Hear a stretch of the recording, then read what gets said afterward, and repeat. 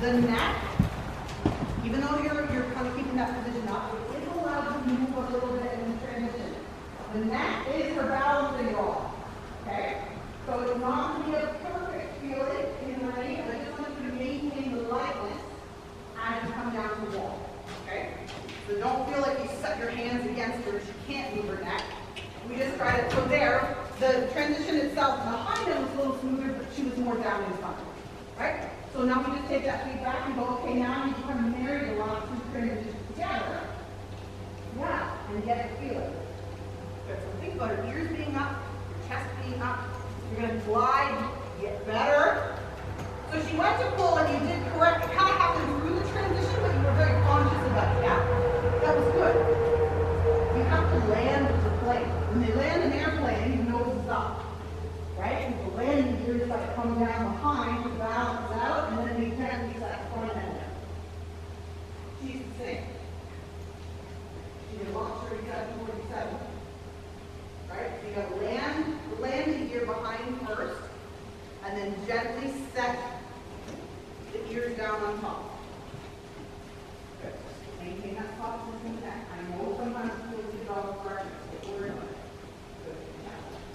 So there, she gets a little bit too low. I want you to just lift your chest in a half call feeling where you readjust your balance as a rider to where you want to be. Close. That's okay. She just got a little heavy on you. Right? This is just communication. See, you talk about working your body, how you need to be. It's different from the other horse to the principle is the same. But her versus Kiva versus Neo, you're going to have different reaction time. Yeah? Good. Keep your thighs soft and open. Keep your chest up. And land that plane through the transition itself. Boots on. You're ready to the heel.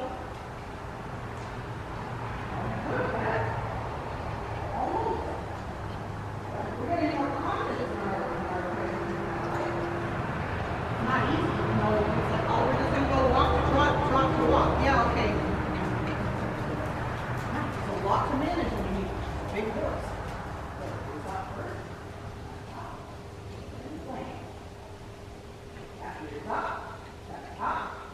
Don't do the transition if those two things aren't happening. If you actually hold you down for enough time, you can never talk. Okay? It's not about precision, like I have to do my transition at H. We're not in a test right now. We're going to do the transition when the house of cards is stacked properly. Yeah, when the feeling is good. When the ears are up, when the chest is up. Ears up, yeah, good for you. Good catch. It was there and it wasn't, right? Good job. She's like, damn it. Good. Ears up, chest up, walk. Ears up, chest better. Getting there now. Good for you. Ears up, chest up, walk. And that happens like knee to knee. Ears up, chest up, walk. Good. Lightly. Good. Because she's trying to fight it just a little bit, because it's hard, right? She's doing Pilates. She clearly is fit to ride and probably has cardio for days, but her muscles are working, right? So it's not easy for her. So she's going to try to hold it. Your answer is no thanks. My back says no. Okay? So as you're doing this, are you going to want her to feel heavier and heavier? If that's the case, we have to go back and take the transitions up for a second and fix the lightness in the range. Above all else, carry the correct feeling in your hand. Doesn't matter what you're working on. There is no excuse to feel like your horse gets heavier and heavier and heavier. Whoever has said that in the past is full of crap. I don't know if you ever saw a picture of my big guy when he was about 1,800 pounds and 18 hands. And he could go around, I could carry my reins like this. There was no excuse. It wasn't the way when we started riding together, but it got to that point. Was it perfect? No. But I couldn't achieve anything on a horse that big if he was on my back. Right? I'm a pretty strong person, you know, pound for pound, but that's a lot to carry around the ring. There's never an excuse for it. So I feel like the one clout I have is that if I can, rhinoceros like that to stay off my hands, I promise you can do it too with a more athletic horse that you're sitting on. Good. Yeah, over here. Okay. I want to just touch the canter because I want to see it, especially because we're going to build on tomorrow. But all the same principles apply. I want her to be soft in the back. I want you to feel lightness in your hand. I don't know if it's the other way around. I don't know direct you in the way you first start with that. You go with what your normal is. You can do all the way around the ring. You can do a circle. You can do, don't rush the transition, wait for the feeling. And she says, I've worked hard, Mom. Thank you very much. Good. You just wait for the feeling, don't rush it. Good. Very clear. Good. So when you went to camp, what a lovely camp. Yeah, she's like, this is no way.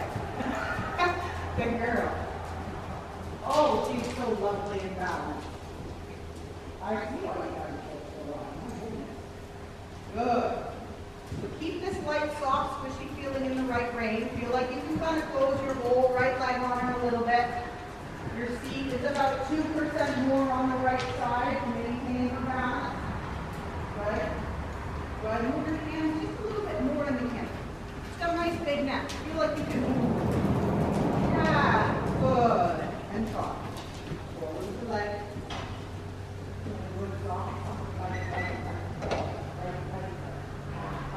Good. Stop. Just slow your seat down. Don't grab with your hand. Good. Supple the neck. Don't pull against it. Unfortunately, you lose that supple part. Good. Soft and soft on the right corner. You can circle this end. Fingers on top. Good. Your chest up. Soft, supple in hand. Good. Shoulder in half an inch. And move it around in front of you. Push that hand button and all of a sudden look at the rock. Holy cow. Oh, it's hard.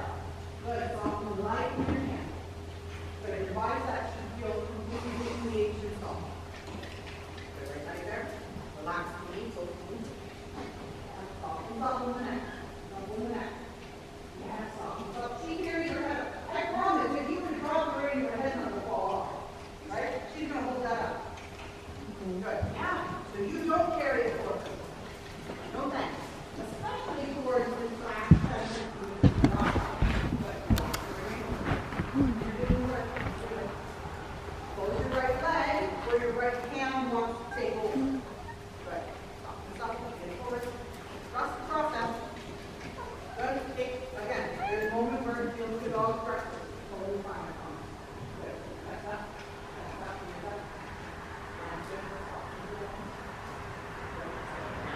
A little bit. Make your legs longer. Feel a little taller. You're already like 6 feet in the air on that big mare. Good. Good. You feel like your head is on the second story of the home. Yeah. Good. Soft and great. Soft and clear. She's going to say, Mom, I'm tired. Move me up. You're going to say, no thanks. Good. When you get a chance to change direction, doesn't matter when. You are an overachiever. I like you. Good. Soften the rein. Don't let her trot out away from you. She still stays down underneath. Your chest stays up. Yeah, you keep her set under your saddle. Your ears on top. Good. Not too big. Not too big. Good girl, not too big. Good for you. Right answer, too much. Yeah? Good. Don't hold the rein. Don't pull. Touch, touch, touch, touch, touch. You can use them, but you do not hold them. Yeah. Again, you should feel lighter and more powerful underneath you now than when you start. Good. Soften the rein. When you're ready to canter, you take the moment. Chest up. Chest up. Good. Good. We need to be a little bit more clear in our seat when we canter. Our shoulders kind of fell forward and then we kicked our legs. So our body went forward and then back and then kicked forward again. It's kind of like when you jump the clutch in the car. I want you to sit and connect with your seat and then jump that way or up underneath you. Yeah. She's a little bit more naturally balanced this way. Good. And And then trot, forward, soften the knee, up in your chest. Good, soften the right, soften. Touch the waist, touch the waist, touch the waist. Go muscle over your neck, go muscle over your neck. You're going to half halt, lift the ear and soften. Yeah, in the matter of a millisecond. Good. Ears up, chest up, ears up, chest up, ears up, chest up. Good. And soften your range. Touch the waist. Stay heavy, you go big release. There you go. Good. One more hand for this way. Be very clear in your seat gate. I want you to sit and jump that towards the forward punch. Good. Drop the right hand, lift the left. Good. That was better in your seat. Your inside hand is brought down a little bit in your cancer transition, and your outside hand is a little higher. I want you to flip these. Please keep the inside shoulder up high, so that left hand has to sit, a thumb width higher than your right. That was better. Good. Good. Good. Soften the knee. Move on. Next to your seat. Drop that up. 1, 2, 3, 4. 1, 2, 3, 4. 1, 2. Good. And then lift the ears and trot. Soften the neck. Soften the neck. We should get higher. I know. We're almost on the front. I always push in the last 10 minutes, I'm sorry. Go ahead. Okay? So that last cancer transition was much better through your seat, right? When we feel kind of jumbled, where we kind of go, right? It's not clear to her. You need to sit in the saddle for 2 stacks and trot and go past the cancer. You lift that inside seat bone, you lift the inside hand, and that inside shoulder can come up for the first step. Okay? She has a beautiful cancer. How old was she when you got her? 8.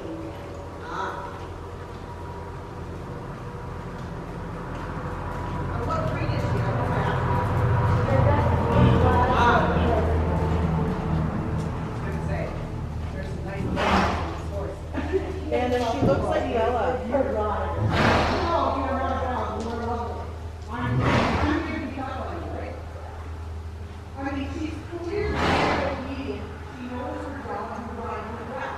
There are just a couple little things that she kind of keeps a little forward so that she can she just pulls against you. I don't think that you're pulling her face off or anything, but it's just enough that she's just kind of set in the contact. Does that make sense?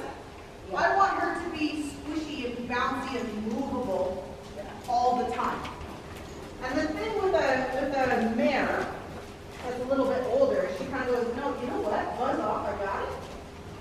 Right? Because she has such a good natural walk, trot, and canter that sometimes when we go to a job, we get a little better. Right? She's like, no, I'm fine.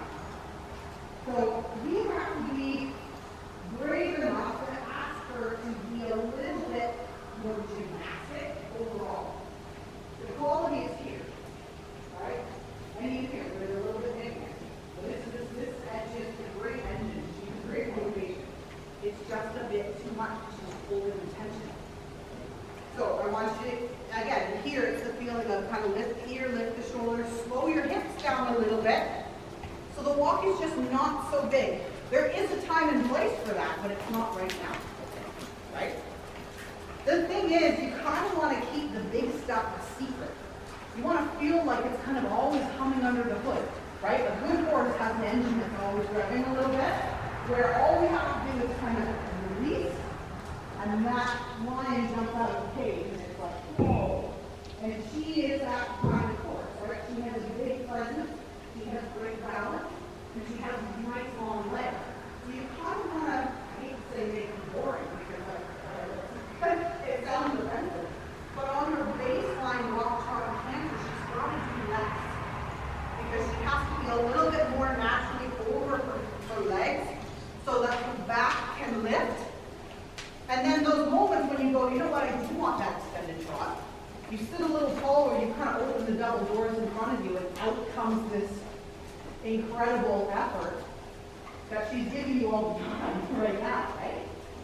So she just needs to be a little bit softer, a little bit more upright in the chest, and relax in there. Isn't it better? That is better. Yeah, and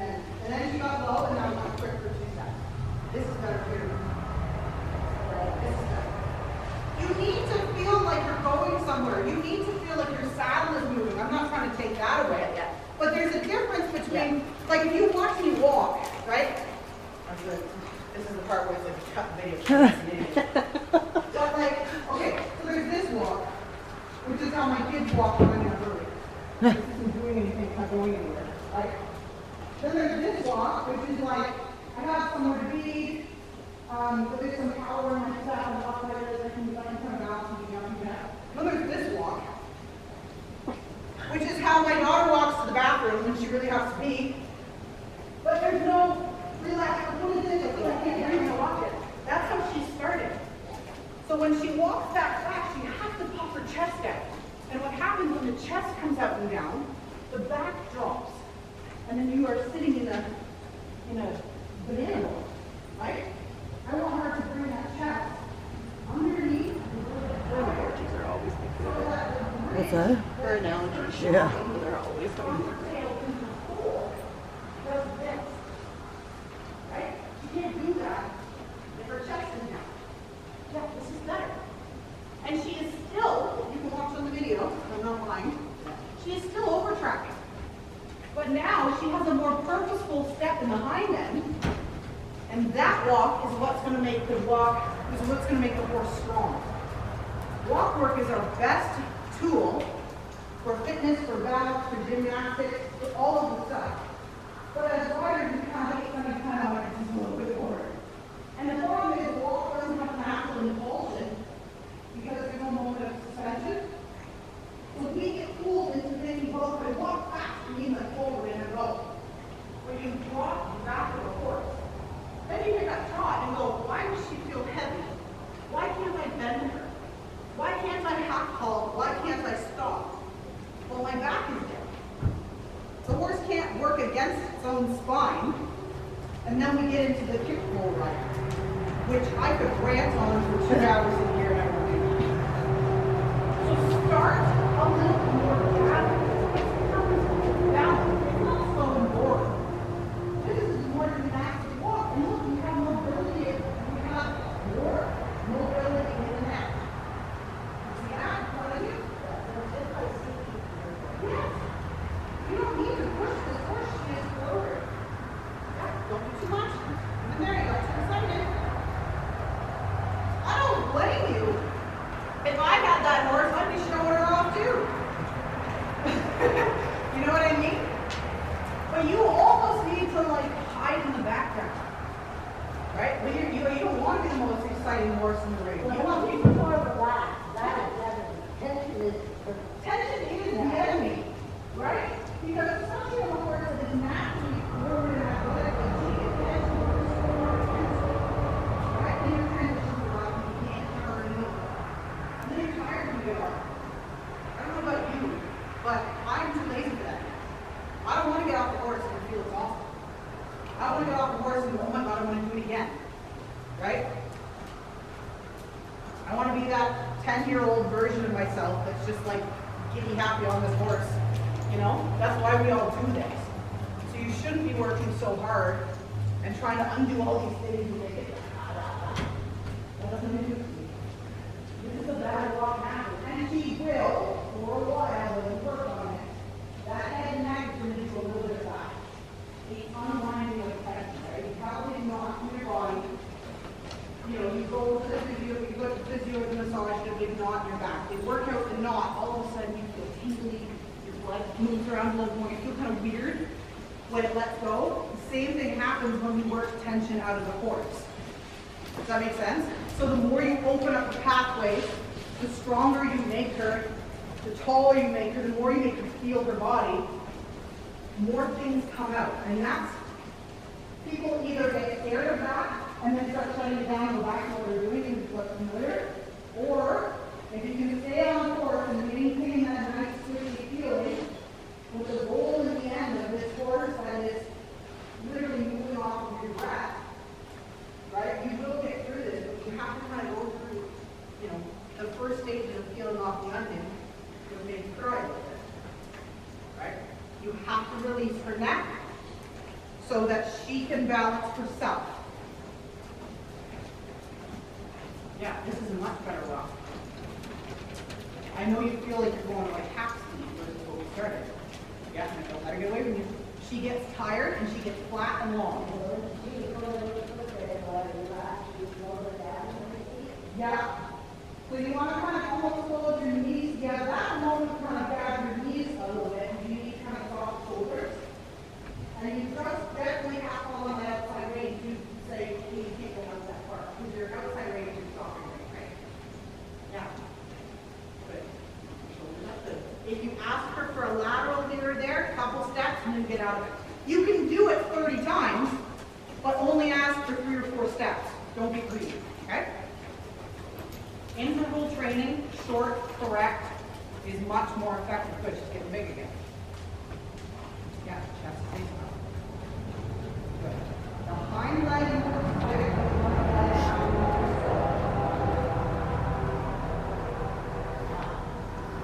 Maintain the arm. Slowly the right side of your neck. Yeah. Your chest. Finish doing it today. Work this all the time. You kind of have this feeling of like sitting against the wind. You know what I mean? Like if you're going to water ski or something, you kind of have to keep your chest up against the wind so that you don't get blown over. Now, same thing. She wants to go fast. You have to stop your body in space and say, nope, not that fast. A little higher. More vertically. Yeah, from here. Okay. Good. Yeah. You're going to have to catch her about every 3 or 4 steps. Good. Yeah, and you just follow this stream with legs in your hand. You might try to say, hey, hold your hand, release. You know? Stay like not compromising the feeling. You're going to hold that. You got to get that. Good. She's clever. Yeah. Good. Stay up in your chest. Sit against the wind. Yeah, walk with me, not away from me. Now, you're nicely holding hands walking through the park, of course, right? You're not driving each other around. Not my 4-year-old who randomly just like jumps and pulls me over. Good.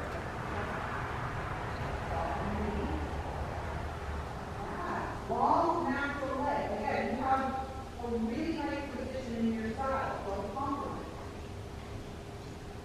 I'm willing to let a million things go. We're positioning on one. Right? I'm very forgiving on what the horse is saying we're doing or acting. We as riders need to maintain our balance. We are the master of the ship.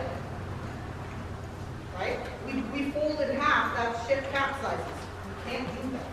You hold your position. You hold your chest up, you keep your legs long, you connect in your seat, and you help her balance around that structure. Does that make sense? Your arms, however, completely belong to her. Your back does not. So I maintain spinal integrity through my own body, but I could, if anatomically possible,